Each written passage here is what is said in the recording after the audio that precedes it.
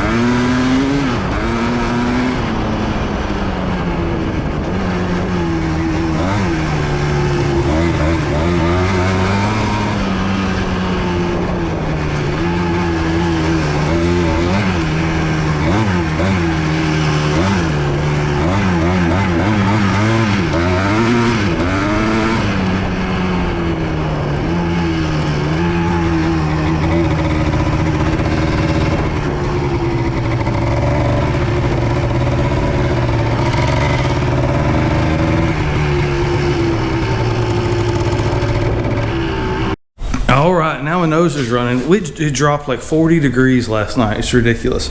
If you're watching this, well, I guess it'd probably be today at Super Bowl Sunday, if I can say that. Are you allowed to even say that word? When you buy tickets, do you just buy game tickets? Is that what you tell people? I got game tickets. It's ridiculous. This is not ridiculous. This is awesome. This is a 1984. It's got mud on it now, so we'll never be able to ride that again, probably. It's okay. The handlebars suck. They're terrible. The riding position right now is all wonky. I straightened them out in this video. Y'all see it. They're relatively straight to one another. I bent this. This is the one that was bent. You see the rust here where the paint has come loose. I think this one is bent too, and I made this one match it. So they're turned like this. I don't know. That bothers me. I'm more of a kind of a straight bar kind of person. So we're gonna put some bars on this thing. That's why I'm choking up on it. It's like I am when you see me riding it, because I'm not comfortable on it. It's wonky. It's awkward, but it runs. It drives. It stops. It shifts gears. That was my big concern. So, I'm a real big fan of kind of building a backstory. And I have to ask myself, well, why did somebody strip this machine so far? And then when we got it running, it really wasn't that difficult to get running. So I got concerned. I really did. I really started thinking like, well, maybe it's got a bad second gear, or maybe it's got a bad this or a bad that. Well, that was the first ride. I didn't notice anything out of place. I did hit neutral on a downshift from 2 to 1, way off in the corner of the property. I don't think it's on film. I think that's just me. I don't think that's it. Other than that, and I'm just being completely transparent here, it shifted every gear fine like it was supposed to. The clutch feels fine. I really only use the clutch on the downshift anyway. So let's see. And takeoff, of course. Brakes are good. Locks the rear up. Front's good. The mount was a little loose. The first time I took it off, I pulled it in and the mount pivoted because it was loose. I didn't think I had any front brakes on them, and I'm heavy on front brakes. That's the way I ride. So tightened it up. No issues with that little ride with y'all on the camera. Other than that, good shakedown first run. I've got my fuel run a little rich. This is 50 to 1 right now. It's actually probably a little heavier than that. Playing with it. The hanging idle, I've got to find that bothers me. It wants to hunt. You'll, it won't come back down real quick. And so, gonna work on that. The carb's clean, went through it. Got a kit from Curtie. Y'all know that you can get rebuild kits for your carburetors, your factory carburetors especially. www.223cycles.net is who you want to contact for that. Did put a carb kit in it. The carb was in good condition on the inside, believe it or not, but went ahead and put a carb kit in it so we'll know. Set everything back to factory specs. When you're doing a carb, and we haven't done one in a while, but if you've never done one before, haven't done a lot of them, before you take any of your screws out, wind them in and count from seated. So let's take your fast idle, for example. Your fast idle screw, wherever it is, you want to count it. You want to take it and count how many revolutions as you tighten it up.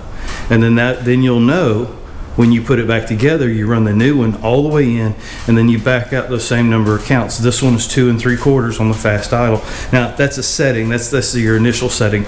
Once you get that set, then you may need to go in a little bit or out a little bit, but that will get you up and running safely. It's not going to be wide open, and it's not going to just sit there and stall because it doesn't have enough to run. 2 1/2 on this machine is where it was. 2 3/4 I think is where we're at right now. But that's it. It's been a really good project. We're not done with it, but we're to a point now where you can enjoy it. You can get out there and you can play with it and tinker with it. That's where tinkering kind of comes in. You're not building at this point. We've got all the components we need to be reliable and to be safe. The only other thing I'm waiting on is I've got kind of a rigged air filter thing going on right now. I need the internal cage that holds the filter better.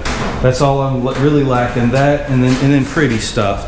I want to put a number plate on the front. I don't anticipate riding this at night. And we'll put some scoops on the tank. And I think that's it. I really think that's it. We'll put some Goldies on the back eventually, but I want to play with these tires.